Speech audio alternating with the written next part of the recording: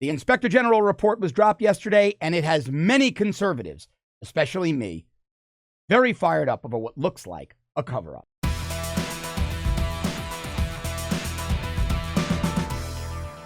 The long-awaited Department of Justice Inspector General report dropped yesterday, and it was absolutely as lackluster and disappointing as I thought it would be. The report does nothing but say, well, maybe people broke some FBI rules. Now, they want to make it seem like that's not the case, but I'm telling you, as somebody who was in law enforcement, alongside law enforcement and covering law enforcement for 25 years, this was a whitewash. This smells to me of a cover-up. Let me put it in perspective. This report basically said, well, people did some things wrong, and yeah, we're going to refer them back to the FBI for internal investigation. They may have inappropriately texted some things that may have seemed biased. But in reality, there wasn't one criminal referral. Nobody would be held to task.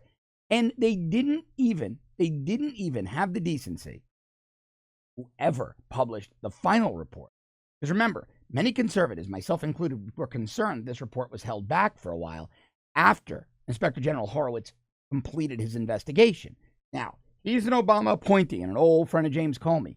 I'm not saying I've got tremendous faith in that guy either. But why did the DOJ sit on this report? Why didn't the pure, unfiltered, raw report come out immediately?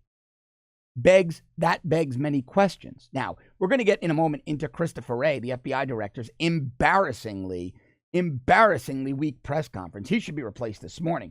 But let's talk about this report. Now, many things in this report, and we're going to run through them. And I'm going to run through, I made a list of them. So I'm going to be looking at my screen a lot, telling you certain things that jumped out in the report that I and others found. But one of the things that really leapt out at me and many others with regards to this report were the texts, those newly discovered texts that the OIG had, that DOJ had, but were never given to Congress between Peter Strzok and Lisa Page. I don't understand in any way, shape, or form how the Inspector General could have read these texts and concluded that there was no political bias on the part of the FBI. And of course, the text I'm talking about is the following. If you haven't read it, hope you're sitting down.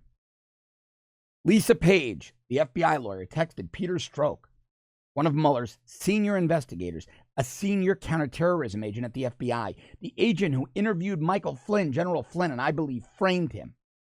Lisa Page texted, quote, Trump's not ever going to become president, right? Right? And Peter Strzok responded, no, he won't. We'll stop it. No, he won't. We'll stop it. Now, despite that, Horowitz's report found that Peter Strzok and Lisa Page's political views did not influence their work. Who in the world would believe that? This is beyond bad. This is beyond whitewashing. Now, many people, many conservatives out there on Twitter, most notably Robbie Starbuck. Robbie's a really good guy. He's an interesting character. He's a very successful music video producer in Hollywood who's a friend of mine. He's also very, very conservative. Big Trump supporter. President retweeted him last week. He's an anomaly in Hollywood, but he's a talented enough guy and established enough in the industry where he's not affected by his politics. So he and many others, and I'm going to go through some of their tweets and read you some of the things they found. But many of the things that we were all finding were the text messages. Let me read you. This from Robbie's feed. I'm going to read you different things that people found in their feeds, many of the things I found. Here are some more texts that hadn't been publicized from Page and Strzok. From Lisa Page, Trump barely spoke. Now remember, I'm reading these to you because I want you to remember that the Inspector General found that Peter Strzok and Lisa Page did not let their political views and their political bias influence their work. Lisa Page, quote, Trump barely spoke. The first thing out of his mouth was, quote, we're going to win so big. The whole thing is like living in a bad dream. Strzok, Trump is a disaster.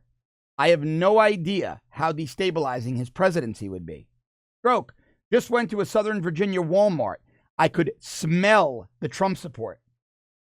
Lisa Page. The New York Times probability numbers are dropping every day. I'm scared for our organization. Stroke. Jill Stein and moron Gary Johnson are effing everything up too. Lisa Page. I bought All the President's Men. Figure I needed to brush up on Watergate. I am beside myself. I am absolutely beside myself. Now, an agent that was not identified, because there are many, many damning communications in the Inspector General's report with people listed as FBI employee, in this case, Agent Number 5. Agent Number 5, quote, I would rather have brunch with Trump and a bunch of his supporters like the ones from Ohio that are retarded. These are FBI employees. Another FBI employee, number 1. I mean, I never really liked the Republic anyway. FBI employee 2 said, I mean, I never really liked the Republic anyway. As I have initiated the destruction of the Republic, would you be so kind as to have coffee with me this afternoon? Now, you've seen these, but they were in the report again. After Hillary Clinton lost. FBI attorney 2, I am numb. FBI employee, I can't stop crying. FBI attorney 2, that makes me even more sad. FBI employee, like what happened? FBI employee, you promised me this wouldn't happen. You promised about Trump winning the election. This is the FBI. This is the FBI. Senior people. Senior people. I read this. It was 500 and something pages. Reading it. Now, this is really interesting. This is really, really interesting. 500 something pages reading it was like, I couldn't believe this was happening inside our FBI, inside our DOJ. This is an FBI agent working on the Clinton investigation, responding to some questions from another FBI agent about witnesses on behalf of Hillary Clinton or witnesses who had material information on Hillary Clinton coming in. And this witness, so here, this is from the report. Let me read it to you. In another exchange on February 4th, 2016, Agent 1 and an FBI employee who was not assigned to the mid-year investigation, mid-year exam was the code name for the Hillary Clinton investigation, discussed Agent 1's interview with a witness who assisted the Clintons at their Chappaqua residence. Part of this exchange follows. FBI employee, quote, boom, how did the witness go? Agent 1, awesome, lied his ass off. Went from never inside the SCIF. A SCIF is a sensitive compartmented information facility where you review top secret SCI information. Went from never inside the SCIF at residence to looked in when it was being constructed, to remove the trash twice, to troubleshot the secure fax with Hillary Rodham Clinton a couple of times, to every time there was a secure fax, I did it with HRC. Ridic. Would be funny if he was the only guy charged in this deal. I know. For 1001, even if he said the truth and didn't have a clearance when handling the secure fax, ain't no one gonna do SH. In other words, these two FBI investigators, an FBI investigator and an FBI employee, knew that someone who worked for Hillary Clinton was lying to them. Knew it. And also knew that no one at the FBI or DOJ was gonna do a damned thing about it. Yet the Inspector General found that James Comey did not let political bias creep in to the Hillary Clinton investigation, and she was not given preferential treatment. This is infuriating. Infuriating. It's just amazing. I read through this report last night. I was up very, very late. And I'm not a conspiracy theorist. I've never been. You know that. And I'm a lot more emotional. I'm a lot more upset. I'm a lot more angry today than I've been on the show in a very long time. Considerably more. This is a travesty. This is an insult to America, to the rule of law, to the Constitution. Terrible. This is terrible. Terrible. The implications of this Now, it doesn't pay to read you much more. It doesn't pay to read you much more. As I go through this, it's infuriating. Other, but let's analyze now. Fallout. What we know is that justice will never be done. Okay. Let me put it in perspective for you. If an FBI agent, I might have told you this yesterday. I've been saying this quite. If an FBI agent was at home with their daughter was sick, home from school, little kid, and the family had 2 cars, one was in the shop, and the FBI agent's wife took the other car to work, or husband. I don't want to be perceived to be a misogynist. The spouse took the car to work, and the only vehicle left at home was the FBI agent's work car, the government, what they call the official government vehicle, the OGV, or OGA, official government automobile, depending on the agency. If the FBI agent off duty said to their kid, stay on the couch, I'm going to run to Walgreens, get you some cough medicine, and they took the car, the official government car, and ran to a Walgreens drugstore. In my neighborhood, my Walgreens is literally walking distance, 3 blocks from my house. And they made that 6-block round trip, and somebody complained, a neighbor said, hey, we just saw the FBI agent using their taxpayer government-funded car to go to Walgreens. Okay? That would be an automatic 45 to 60-day suspension. Think about that. Now, I have friends who are DEA. At DEA, it's an automatic 30 to 60-day suspension for simply using your government car. You're not intoxicated. You're not impaired. You're simply running an errand 6 blocks, but you use the government vehicle, taxpayer funded, to do it. A 30 to 60-day suspension, depending on the agency, no questions asked, policy set in stone.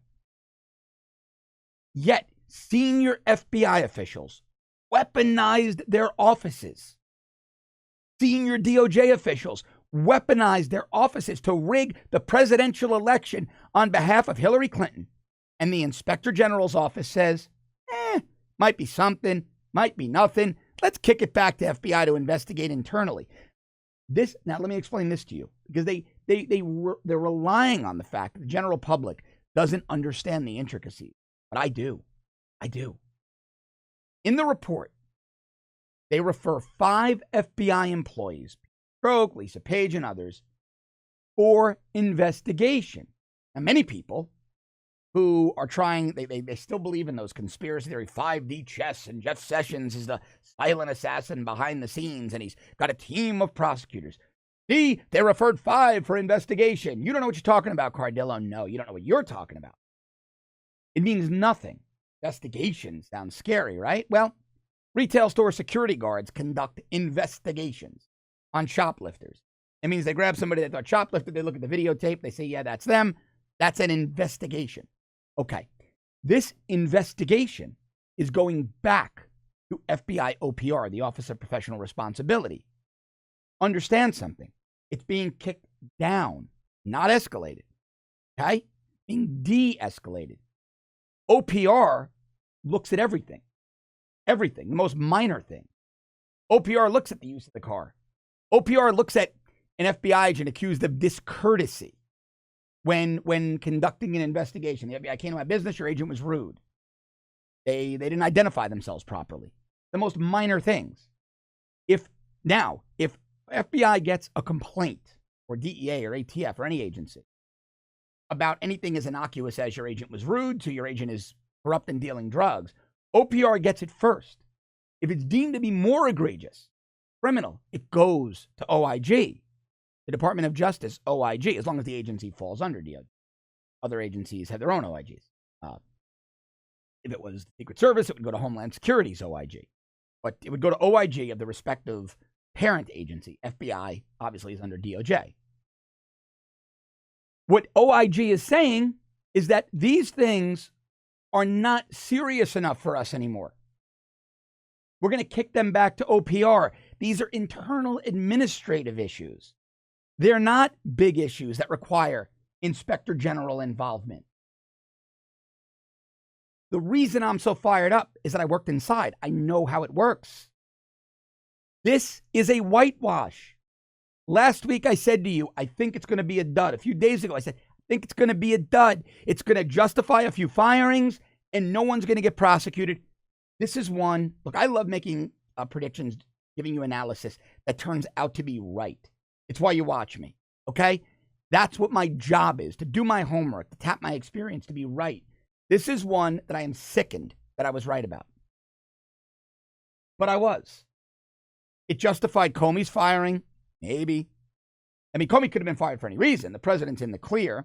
It helps the president because it did justify Comey's firing, combined with the Rosenstein letter. Well, how could the president have obstructed justice if now the inspector general appointed by Barack Obama is saying Comey handled his job improperly? He defied authority. He was insubordinate.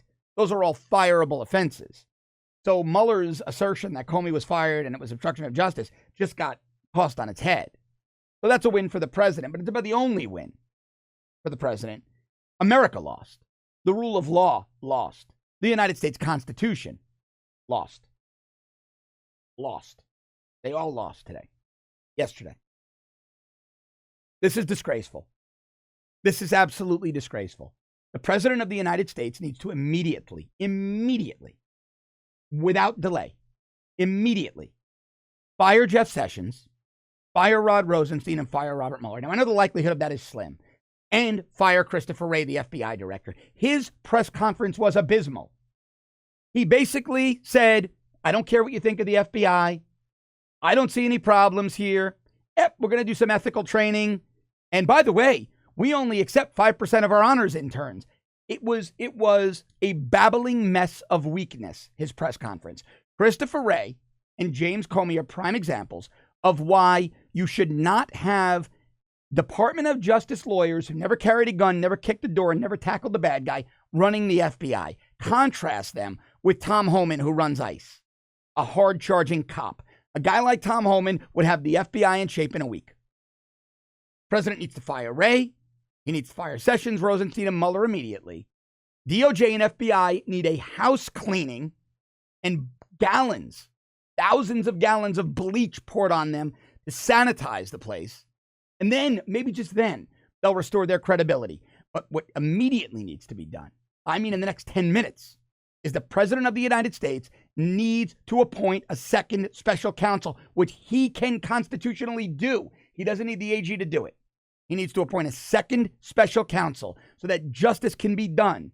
This is an absolute disgrace.